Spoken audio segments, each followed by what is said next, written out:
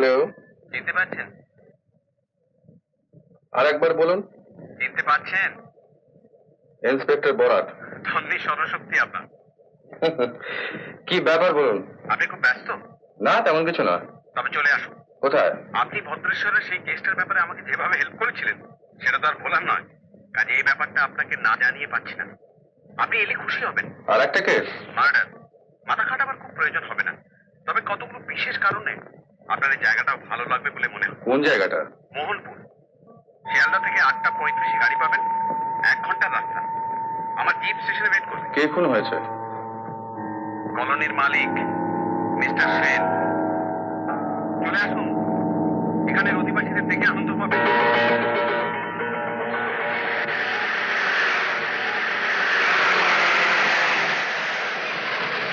আরে আসুন আসুন আসুন। Good morning, good morning. Good morning. আরে মশাই, এই এক বিচিত্র যায়, এরকম অড টাইপসের কালেকশন জীবনে কখনো দেখিনি। আপনি খবরটা পেলেন কখন? 7টার সময় ভদ্রলোকের ভাইপো আমাকে ফোন করে, আর আমি এসেই আপনাকে খবর দিয়েছি। মেডিকেল রিপোর্ট সেখানে হয়নি, ডক্টর পালকে আসতে বলে দিয়েছি। এখানে একজন ডাক্তার আছেন, তিনি আবার নাম কাটা, কাজে তাকে দিয়ে কিছু হবে টবে না। ও মশাই,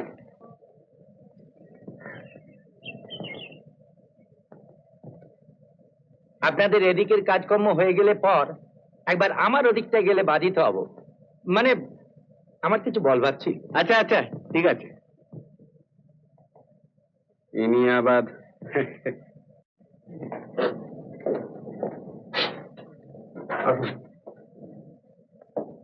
বিছানায় শোয়ানো অবস্থাতেই ছিল ডেড বডিটা। ব্লান্ট ইনস্ট্রুমেন্ট সেটা পাওয়া গেছে?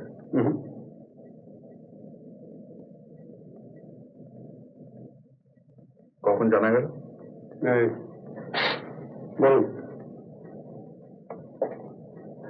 এখানে একটি মেয়ে আছে। কে মেয়ে? কি নাম? মুকুল। ও ভোরবেলা একটু বাগানে বেরিয়েছিল। তখন কাকিমার চিৎকার শুনে ঘরে এসে দেখে উনি বোধহয় এখনো আনকনসিয়াস হয়ে আছে।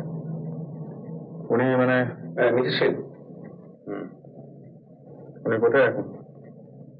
উনি আমার ঘরে রয়েছেন।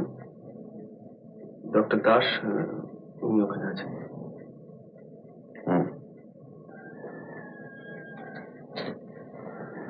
চল।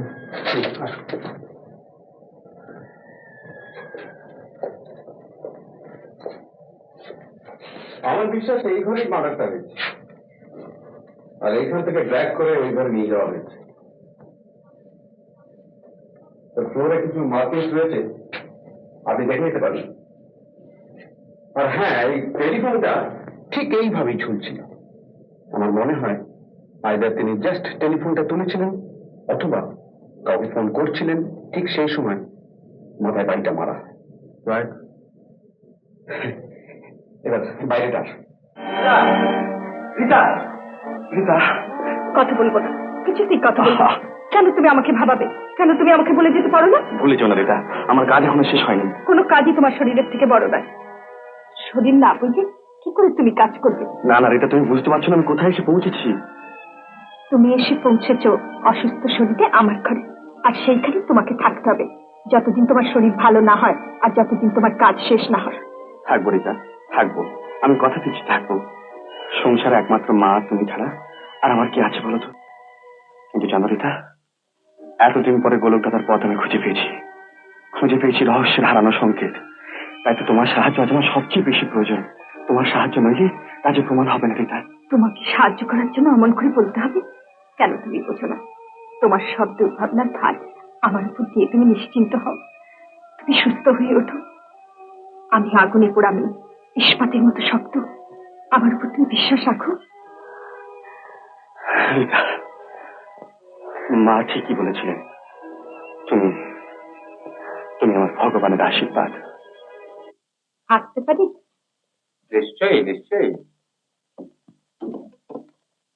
কি খবর?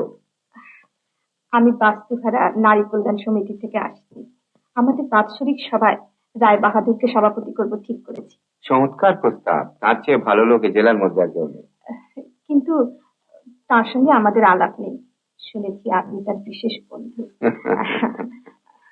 তা দেখুন, আপনি যদি একটা চিঠি লিখে দেন আমাদের হয়ে, আর আপনি অনুরোধ করলে তিনি না বলতে পারবেন না। আর এমন বেশি কথা কি, আমি এখনই লিখে দিচ্ছি।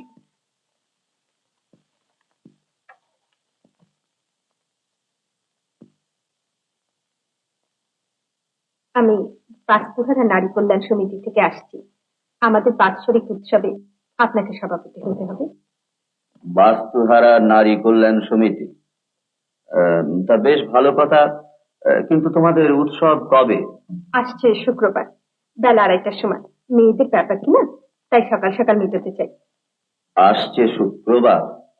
ওহো, সেদিন যে আমার সেশনস কোর্টে কেস রয়েছে, সন্ধ্যের আগে আমি তো কিছুতেই ছুটি পাবো না। আমরা কিন্তু ভীষণ আশাভঙ্গ হলাম।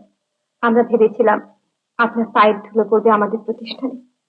তা দেখুন, আপনি অন্য কাউকে ঠিক করে দিতে পারেন।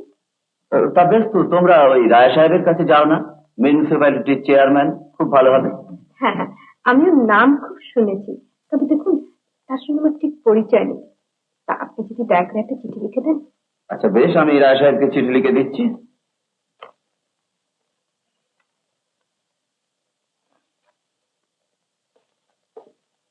হ্যাঁ, তোমার নাম কি? আমার নাম আমার নাম গীতা দাস। ও আচ্ছা, তুমি বসো।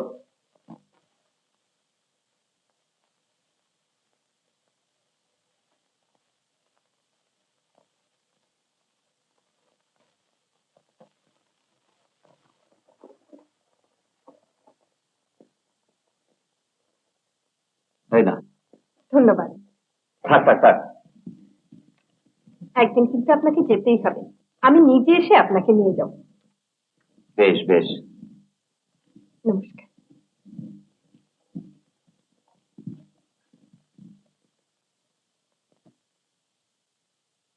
আরে এসো এসো রায় সাহেব। হ্যাঁ, কোনো মেয়ে তোমার কাছে গিয়েছিল আমার চিঠি নিয়ে? না, তোমার চিঠি নিয়ে কোনো মেয়ে তো আমার কাছে যায়নি। একটি মেয়েকে আমি চিঠি দিয়ে তোমার কাছে পাঠিয়েছি, সে বোধহয় পরে তোমার সঙ্গে দেখা করবে। একটি মেয়ে কিন্তু আমার কাছে গিয়েছিল ঘন্টাখানেক আগে।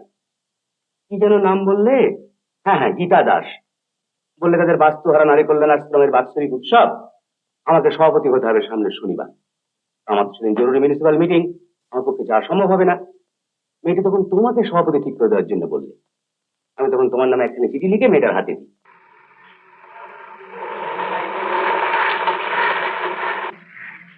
এই যে তপু, ও খুব পাপি আর ম্যানেজার হয়ে গেছে। কি হয়েছে? আরে দিনের টাকা নিয়ে পালিয়েছে, সে গা গেল আর মহা দাঙ্গা। একটা গান গিয়ে দিই। না না শোনো, বলছি, দাদা আমার না না শোনো, আমি গান গাই। টাকা তো রে বাবা, টাকা তো বলছ, টাকা চাও। উঠুন না।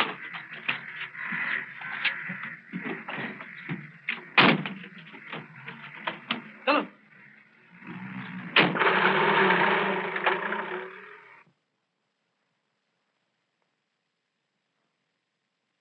যা ব্যবস্থা করে দিয়ে এসেছি, তাতে চাকরি করে খেতে হবে। এখন এলে যে বাস সামনাসামনি একবার চিনলি না, ওই যে এসেছে, বহুকাল জ্বালা। কোথায় ছিলি? ছিলি কোথায়? হুম?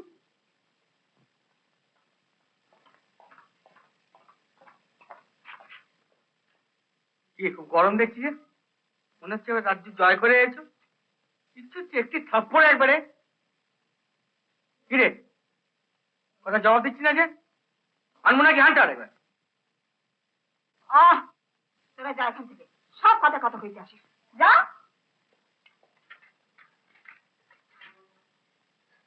কত টাকা আছে? 237 টাকা। না, এত টাকা কেন? শাড়ি দিতে বলে সবাই কিছু কিছু বেশি দিয়েছে। এত টাকা তোমার কাছে থাকবে দরকার নেই, এটা আমার টাকা। আরে তুমি আমার টাকা নিচ্ছ কেন?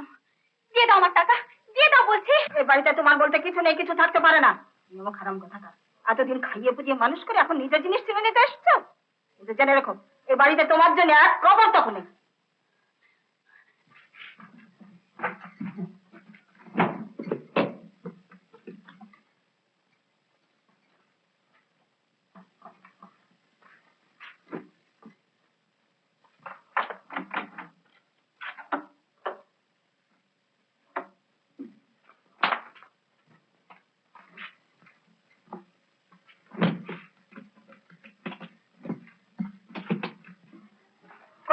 সুটকেস নিয়ে আমি এ বাড়ি থেকে চলে যাচ্ছি। কোথায় যাচ্ছ?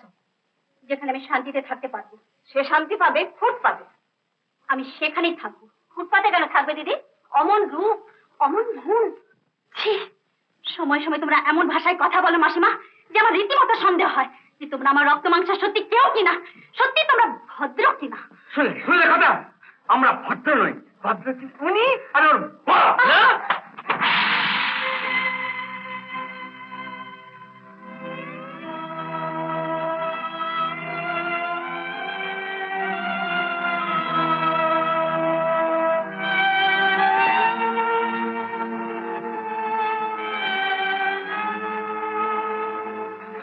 সুটকেস নিয়ে কোথায় যাচ্ছ?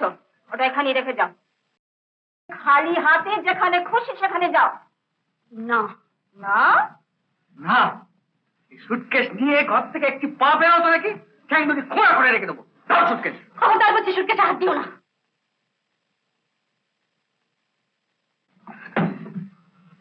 দাও সুটকেসে হাত, একবার দিয়ে দেখো সুটকেসে হাত। কি করবি তুই?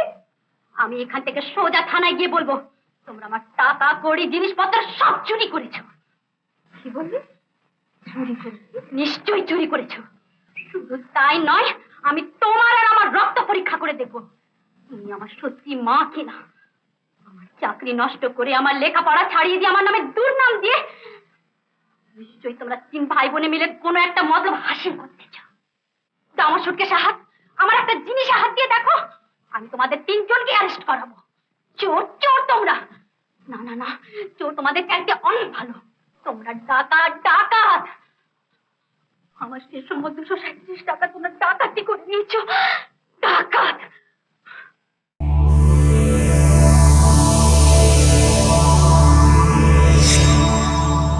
উত্তম কুমারের সেরা সিনেমা দেখতে হলে ডাউনলোড করুন ক্লিক অ্যাপ।